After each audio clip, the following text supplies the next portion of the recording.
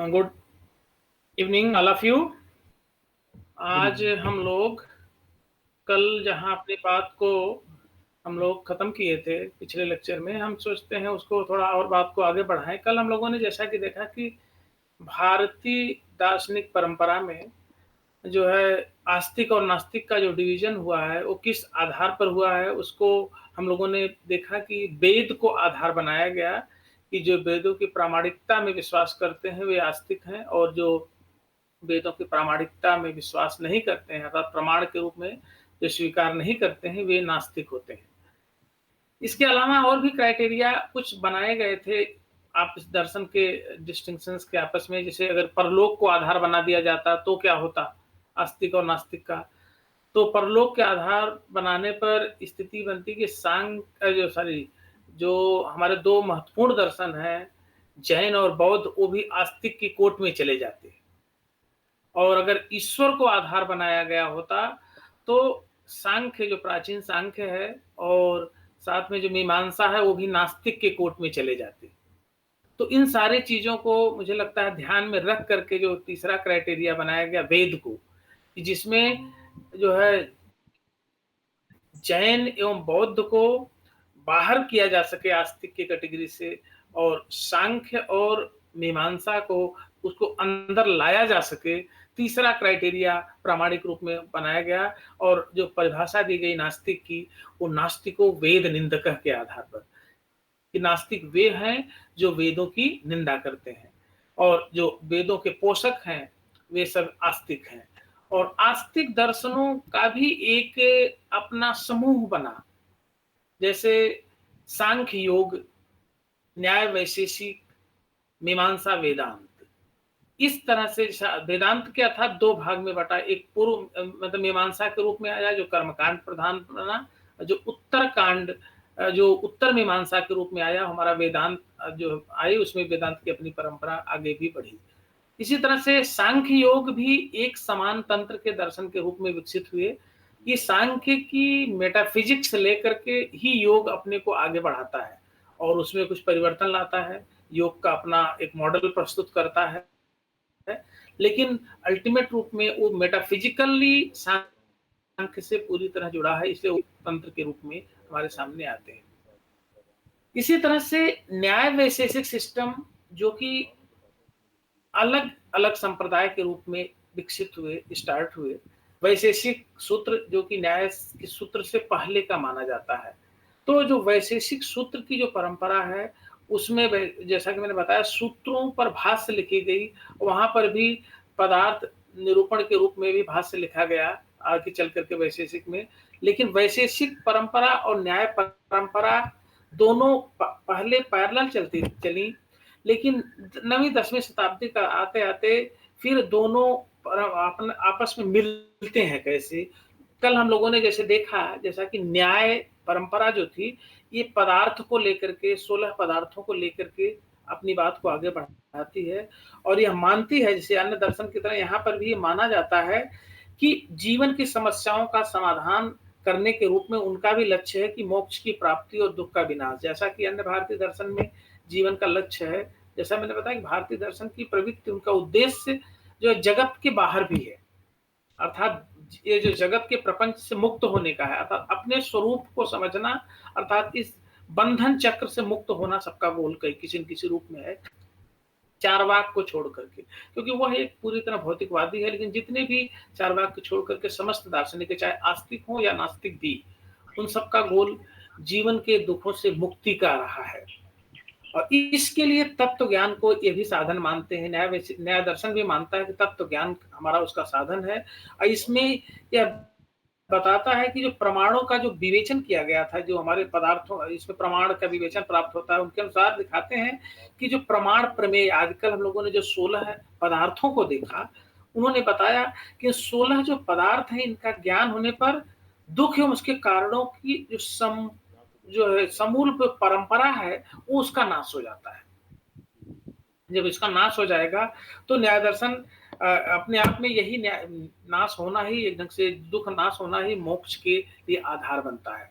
यही मुक्ति है, अर्थात जीवन का गोल जो है निःश्रेयस का है, अर्थात मुक्ति हमें मिले, ये गोल लेकर के न्याय दर्शन भी चला है। और जो है, लेकिन इनके जो चिंतन का मुख्य विषय था वो प्रमाण मीमांसा के रूप में, जो उस पर उनका फोकस ज्यादा था। इसीलिए न्याय भाष्यकार जो वात्स्यायन है वो स्पष्टता कहते हैं कि न्याय वह है जिसके द्वारा किसी प्रतिपाद्य विषय की सिद्धि की जाती है। और इस रूप में दिखाते हैं कि न्याय दर्शन की प्रणाली पूरी तरह विश्लेषणात्मक है, क्योंकि विषय की सिद्धि के लिए हम विश्लेषण का तरीका अपनाएंगे। जैसा कि हम लोगों ने देखा कि न्याय सूत्र इनका आधारभूत ग्रंथ है, और उनकी परंपरा जो न्याय सूत्र की है वो आगे हमने कल चर्चा की थी कि इनमें एक जो बाहरी द्वारा जो आक्षेप उठाए जा रहे थे, कुछ अन्य जो चिंतकों द्वारा, उनके समीक्षा के रूप में अपने विचारधारा की, अपनी तत्व मीमांसा की स्थापना की दृष्टि से न्याय दर्शन का अपना विकास होता रहा। और इस क्रम में जो महत्वपूर्ण जो चिंतक हमारे बीच में आए, वो उस दूसरे क्रम में भाष्य, न्याय सूत्र भाष्य लिखा गया, जो न्याय सूत्र को जो डिफाइन करने के लिए, उसी तरह वार्तिक उद्योतकर ने लिखा, और न्याय वार्तिक पर तात्पर्य टीका, जैसा कि हम लोगों ने वाचस्पति मिश्र ने लिखा, तो उसकी टीका की प्रशुद्धि के लिए उदयनाचार्य ने 9वीं 10वीं शताब्दी में आकर के जो तात्पर्य प्रशुद्धि लिखी, और इन्होंने एक नए रूप में जो है न्याय परंपरा को आगे और मजबूती से बढ़ाया। और दो उस समय तक जो सबसे महत्वपूर्ण इशू थे, एक आत्मा का इशू और दूसरा जो है ईश्वर का, ये दो इशू ऐसे थे जिनका सलूशन उस समय तक कुछ मिल नहीं पा रहा था। और इन्हीं दोनों इशू को सॉल्व करने के लिए इन्होंने दो महत्वपूर्ण ग्रंथों की रचना की, जिसमें एक इन्होंने आत्म तत्व विवेक नामक ग्रंथ लिखा, जो आत्मा के अस्तित्व को सिद्ध करने के लिए एक ग्रंथ इनका माना जाना जाता है, जिसमें बौद्धों के जो अवधारणा रही है, बौद्धों की जो क्रिटिक रही है, उस क्रिटिक का जवाब देते हुए इन्होंने इस ग्रंथ को लिखा। और इसीलिए इस ग्रंथ का एक और नाम है बौद्ध धिक्कार भी कहा जाता है, अर्थात बौद्ध की मान्यता को रिजेक्ट करने का ये ग्रंथ था। इसी तरह से दूसरा उन्होंने न्याय कुसुमांजलि में ईश्वर की सत्ता को सिद्ध करने का प्रयास किया कि ईश्वर की सत्ता किन का, जैसे वेस्ट में हम लोग धर्म दर्शन में आप लोग देखते होंगे ईश्वर की सत्ता की सिद्ध के लिए अनेक प्रमाण दिए जाते हैं, जैसे ऑन्टोलॉजिकल है, टीलियोलॉजिकल है, कॉस्मोलॉजिकल है, जो भी हमारे उधर प्रमाण वैसे दिए जाते हैं। उसी तरह से यहाँ भी इस न्याय कुसुमांजलि में ईश्वर की सत्ता को सिद्ध करने का उन्होंने अपना तर्क दिया, तर्कों के आधार पर ईश्वर की सत्ता को सिद्ध करने का प्रयास किया। और चूंकि इस समय तक डिस्कोर्स में लैंग्वेज और रियलिटी की बहुत बड़ी समस्या बनी थी कि लैंग्वेज और रियलिटी का जो रिलेशन कैसे बनेगा, जिसको हम लोग आगे आगे पढ़ते समय हम लोग इसको डिस्कशन और लंबा करेंगे। उस डिस्कोर्स में इन्होंने जो है बहुत कुछ प्रयास जब इन्होंने व्यवस्थित किया, तो आगे चल करके इन्होंने उस विवाद को दूर करने के लिए जो है एक ऐसी दिशा दी जिसका परिणाम हुआ कि इनके बाद में 12वीं 13वीं शताब्दी में नव्य न्याय लैंग्वेज की खोज हुई, मतलब एक ढंग से उसका विकास स्थापित हुई। अर्थात जो भाषा की समस्या, रियलिटी को लैंग्वेज से कैप्चर करने में जो एम्बिग्यूटी आती थी, जो प्रॉब्लम्स क्रिएट हो रही थी, उसको दूर करने के लिए इन्होंने एक आर्टिफिशियल लैंग्वेज डेवलप किया, इस तरह की लैंग्वेज जो कि रियलिटी को पूरी तरह कैप्चर कर सके। और फिर जो लैंग्वेज रियलिटी की जो समस्या है वो जो उठाई जा रही है, क्योंकि जो आइडियलिस्ट रहे हैं वो ये मानते थे कि रियलिटी लैंग्वेज से कैप्चर्ड नहीं हो सकती है, तो इसीलिए जो सामान्य ऑर्डिनरी लैंग्वेज के से भिन्न इन्होंने एक नव्य न्याय लैंग्वेज को डेवलप किया, जो रियलिटी को पूरी तरह रिप्रेजेंट करने में समर्थ हो सके। और इस लैंग्वेज का प्रभाव इतना रहा कि जो कि जिसकी स्थापना एक ढंग से गंगेश उपाध्याय की जो तत्व चिंतामणि है, उसका परिष्कृत रूप उनके उस ग्रंथ में मिलता है। और उसका प्रभाव ये रहा कि पूरे भारतीय दर्शन का जो विकास है उसके बाद, वह इसी लैंग्वेज में ही सारे ग्रंथ लिखे गए विकास प्रक्रिया में। ये भाषा उसी तरह से है, जैसे इसको छोटे भाषा रूप में अगर आप लोग समझना चाहते हैं तो मैं इसको जैसे बताऊं कि नव्य न्याय जो विचारों को व्यवस्थित करने की एक विधि थी। जैसे कोई भी रियलिटी हो, जैसे मान लीजिए पेन हो, तो दिस इज पेन, अगर इसको हम नव्य न्याय लैंग्वेज में बताना चाहें कि ये एक रियलिटी है पेन की, कि दिस इज पेन, तो इसको हम कैसे बताएंगे? तो इसको बताने का तरीका ये दिखाता है कि पेन अगर है, पेन इसको हम क्यों कर रहे हैं, क्योंकि इसमें पेननेस है। पेन कहने का मतलब पेननेस है, पेननेस क्वालिफायर के रूप में है। अब पेन जो है क्वालिफिकेंट है, आधार पेन है और आधे उसमें जो गुण है, क्वालिफायर जो है उसका क्या है, पेननेस है। तो इसको, और एक इनकी बीच में रिलेशन है जिसको हम लोग आगे डिस्कशन में भी देखेंगे सब पूरा, कि पेन और पेननेस के बीच में एक रिलेशन है, और रिलेशन है इनहेरेंस का, समवाय का, जिसकी चर्चा हम लोग समवाय संबंध के रूप में देखेंगे। और जब यह नव्य न्याय लैंग्वेज के रूप में इसको डिफाइन करते हैं, तो इसको बताने का प्रयास करेंगे, this is pen in which penness appears as a qualifier, pen appears as a qualificant, and relation inherence appears as a relation between pen and penness. यह एक रियलिटी को डिस्क्राइब करने की मेथोडोलॉजी है। और इस तरह से जितनी भी रियलिटी हो, अर्थात इसके लिए उन्होंने टर्म जो अपने भाषा में प्रयोग किया कि पेन को जैसे लेखनी कहते हैं, तो इसको, इस डिस्क्रिप्शन को बताने के लिए कहते हैं लेखनित्व। लेखनित्व क्या है, जो क्वालिफायर है। लेखनित्व प्रकारक, प्रकारक जो है यहाँ क्वालिफायर के पीछे वो जो गुण लगा, गुण के साथ ज्वाइन किया जाता है, उसका टर्म है सब। तो लेखनित्व प्रकारक समवाय संसर्गक, समवाय क्या है, संसर्ग संबंध है। लेखनित्व प्रकारक समवाय संसर्गक लेखनी विशेषक ज्ञानम, यह जो है रियलिटी है, जो कि मतलब एक रियलिटी, दिस इज पेन को जब लैंग्वेज में हम कन्वर्ट करते हैं तो इस तरह से आती है। कोई भी जैसे पुस्तक, जैसे मैं बता दूं कि पुस्तक, book is on the ground, भूतल पर पुस्तक रखी हुई है, तो उसको कैसे कहेंगे, भूतल। भूतल जो हमारा ग्राउंड है, और पुस्तक जो है वहां पर हमारे मतलब ग्राउंड जमीन पर रखी हुई है, ग्राउंड पर है, तो उसको जब हम डिस्क्राइब करेंगे तो क्या होगा, पुस्तक प्रकारक। अब यहाँ पर पुस्तक रखी हुई है, जो पुस्तक ग्राउंड पर है वो संयोग संबंध से है। वहां पेन पेनने से एक समवाय संबंध से था, लेकिन पुस्तक ग्राउंड का जो रिलेशन है संयोग का है, तो इसीलिए कहेंगे पुस्तक प्रकारक संयोग संसर्गक भूतल विशेषक ज्ञानम। तो बहुत जो चीज है, जैसे घटा भाव, भूतल, भूतल में घटा भाव है, भूतल में घटा भाव। अब यहाँ पर घटा भाव जो है हमारा क्या है, क्वालिफायर है। भूतल क्या है, वो क्वालिफिकेंट है, विशेषक है, विशेषण हो जाएगा। तो यहाँ पर क्या दिखाएंगे, here is knowledge in which ground appears as क्या है, क्वालिफिकेंट। घटा भाव अपीयर्स जो है यहाँ पर जो है absence of the part appears क्या है, ये जो है हमारा क्वालिफायर है, और रिलेशन क्या है, कंटैक्ट का है। तो इसको जब वो उनकी भाषा में कहेंगे तो घटा भाव प्रकारक स्वरूप संसर्ग, यहाँ पर रिलेशन जो है अभाव का, किसी वस्तु से जो रिलेशन होता है वो स्वरूप का संबंध होता है। और भूतल विशेषक ज्ञानम, इस तरह से वो जो है किसी भी लैंग्वेज को मतलब रियलिटी को लैंग्वेज में कन्वर्ट करने का प्रयास करते हैं। जैसे वृक्ष फलम, फल और वृक्ष का जो रिलेशन है, हम इसलिए बता रहे हैं कि ये सारा ये टेक्स्ट इसी तरह की लैंग्वेज में हम लोग उसको पूरा देखेंगे, इसी लैंग्वेज में लिखी हुई है। वृक्ष फलम, वृक्ष, अब फल, वृक्ष में फल है। जैसे अब इसको अपनी जो है भाषा में जब चेंज करते हैं लैंग्वेज में नव्य न्याय के, तो कहते हैं जैसे वृक्ष निष्ठ, वृक्ष क्या है यहाँ पर जो है वो आधार है, फल क्या है, आधेय है। तो वृक्ष निष्ठ आधारता निरूपित आधेयतावान फल है। और अगर इसको हम चेंज कर दें तो फल निष्ठ आधेयता हो जाएगी, क्योंकि आधेय जो क्वालिफायर है वो फल है। तो फल निष्ठ आधेयता निरूपित आधारतावत वृक्षम, ये सारी चीजें डिस्क्रिप्शन के जो है तरीके हैं, इस तरह से वो डिस्क्राइब करते हैं। जितने भी रिलेशन है, इसको और ज्यादा डेप्थ में जब आगे बढ़ाते हैं तो यहाँ प्रतियोगिता है, निरूपिता है, अवच्छिन्नता है, ये सारे उनके टर्म हैं, जिन टर्मों को लेकर के वे पूरे रियलिटी को जो है लैंग्वेज में कन्वर्ट करने का प्रयास करते हैं। जैसे एक और उदाहरण से मैं इस बात को आगे बढ़ाऊं, जैसे कहते हैं वायु में रूपा भाव, absence of the color in the air।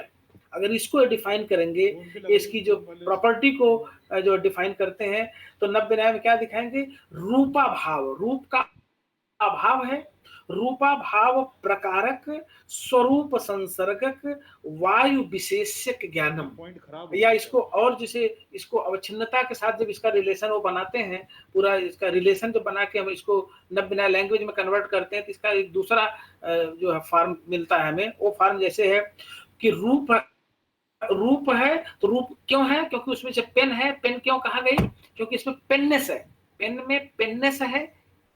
Pen इसीलिए है क्योंकि पेननेस का वो लोकस है, पेननेस उसमें जो आधे रूप में है, वो पेननेस का आधार है। ठीक है, इसी तरह रूप है, रूप का अभाव, तो वायु में रूप का अभाव है, रूप में रूपत्व होना चाहिए, और वायु में रूपत्व है नहीं, तो रूप वायु में अभाव है रूपत्व का।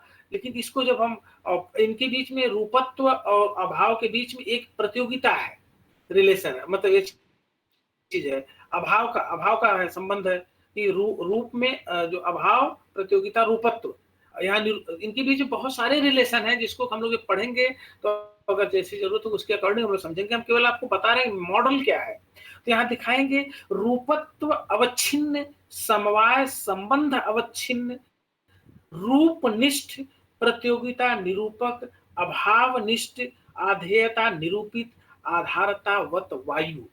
ये लैंग्वेज है, इस लैंग्वेज से हम वायु में रूपा भाव को हम डिस्क्राइब करते हैं।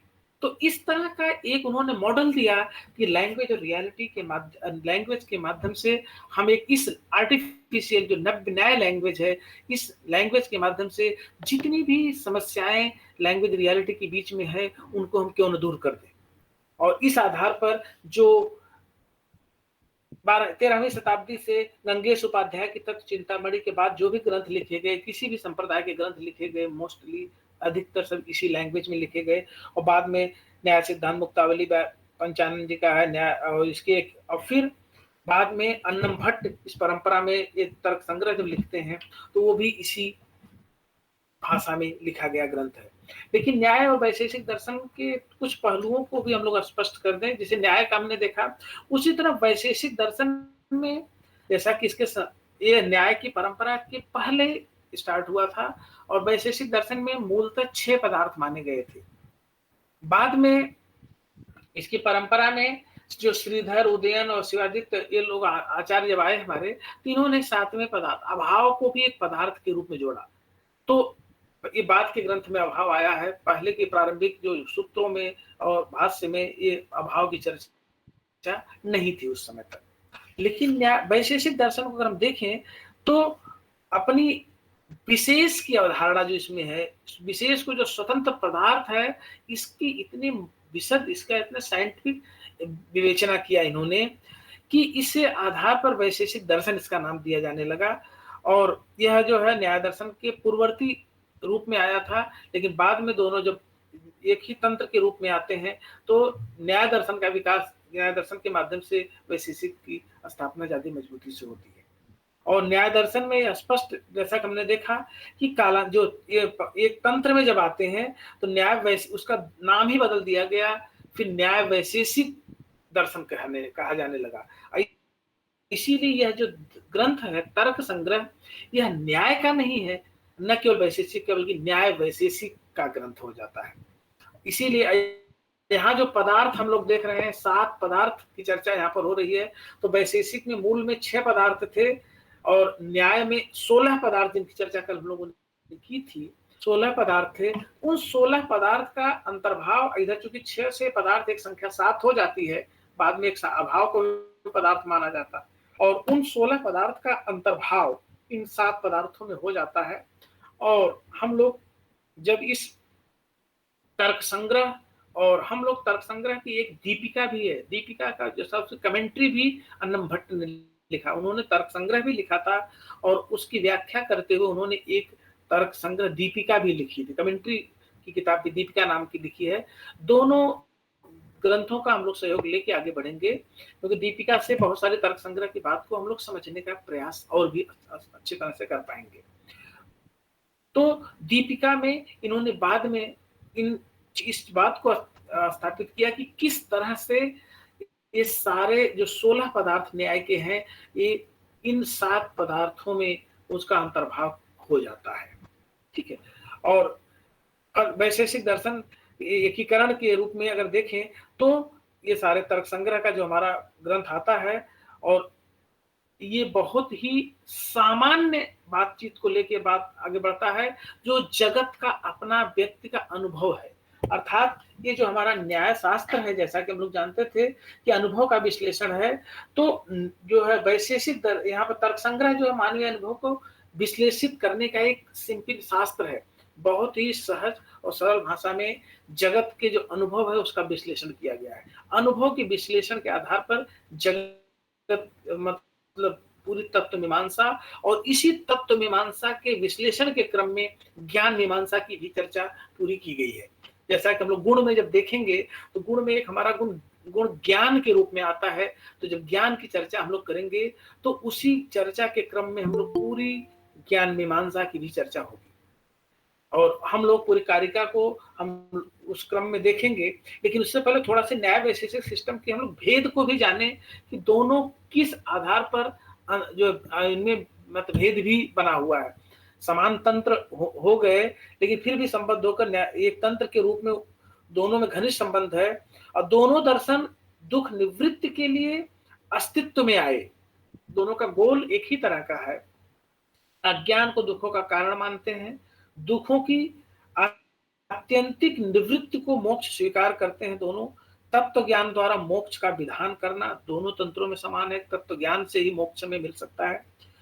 लेकिन इसके बाद भी भेद इस रूप में है कि न्याय दर्शन प्रमाण मीमांसा प्रधान हो जाता है, जबकि वैशेषिक दर्शन में प्रमेय मीमांसा को महत्वपूर्ण स्थान प्राप्त है। प्रमेय मतलब जो प्रमा का विषय है, ऑब्जेक्ट, उस पर उसका फोकस ज्यादा है। न्याय दर्शन प्रमाण मीमांसा के रूप में हमारे समक्ष ज्यादा मजबूती से आता है। न्याय दर्शन में 4 प्रमाण जहां स्वीकार किए गए हैं, प्रत्यक्ष, अनुमान, शब्द और उपमान, इसके विपरीत वैशेषिक दर्शन में केवल 2 ही प्रमाण स्वीकृत हैं, प्रत्यक्ष एवं अनुमान। वह उपमान एवं शब्द प्रमाण का अंतर्भाव अनुमान में कर देता है। अतः यहाँ पर भी इन दोनों प्रमाणों को स्वतंत्र रूप में वैशेषिक नहीं स्वीकार करता है, उसका अंतर्भाव अनुमान में कर देता है। न्याय दर्शन में जैसा कि हम लोगों ने देखा कि 16 पदार्थ स्वीकार किए जाते हैं, कि जो वैशेषिक दर्शन 7 पदार्थों को ही स्वीकार करता है। गौतम का जो पदार्थ निरूपण है प्रमाण पर आधारित है। जो गौतम का जो पदार्थ निरूपण की जो अवधारणा इनकी है ये प्रमाण पर आधारित है, किंतु कणाद का पदार्थ निरूपण वस्तु सत्ता की सिद्धि पर आधारित है। इस तरह के हम भेदों के साथ इनका विकास देखें, और इसी विकास के क्रम में अब हम लोग अपने विषय पर हम लोग आएंगे। तो इनकी पदार्थ मीमांसा, जैसा कि हम लोग देखेंगे कि न्याय वैशेषिक सिस्टम की जो एक पदार्थ की जो अपनी इनकी जो व्याख्या है, जो एंटिटीज की जो अपनी एनालिसिस है, वो रियलिस्टिक फिलॉसफी पर पूरी आधारित है, और प्लूरलिस्टिक रियलिज्म, इसीलिए इनका अटर रियलिस्ट थिंकर होने की वजह से, और चूंकि प्लूरलिस्टिक अप्रोच को ये मानते हैं, तो इनका पूरा का पूरा दर्शन है वस्तुवादी।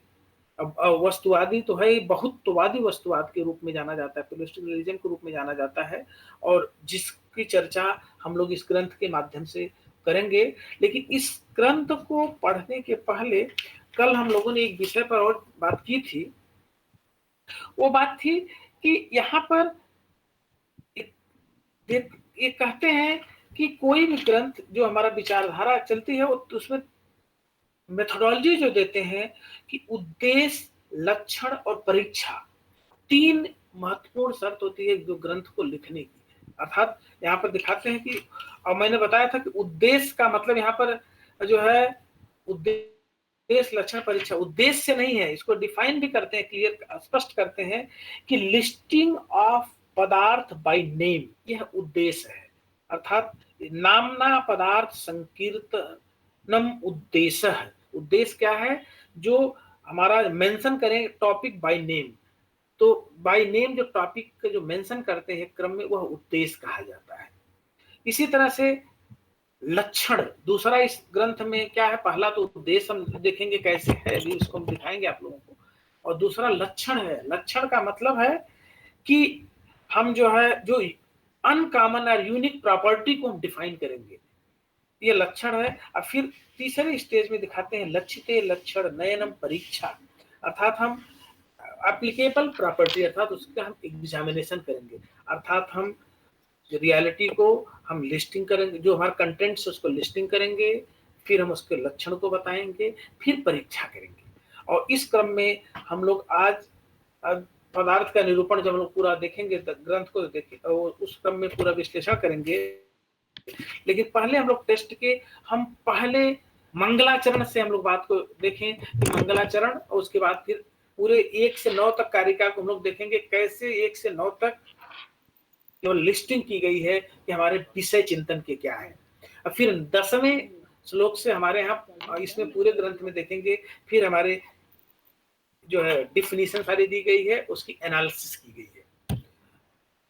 तो पहली जो हमारी कारिका इसमें है, अगर हम उसको देखें तो मंगलाचरण है। मंगलाचरण आज हम केवल करेंगे हम लोग कि निधाय, जैसा कि हम लोगों ने कल देखा था कि मंगलाचरण के पीछे दृष्टि क्या है, इसको एनालिसिस कैसे करते हैं, लिखने का इनका तरीका क्या है, इससे पता ग्रंथ का चलता है।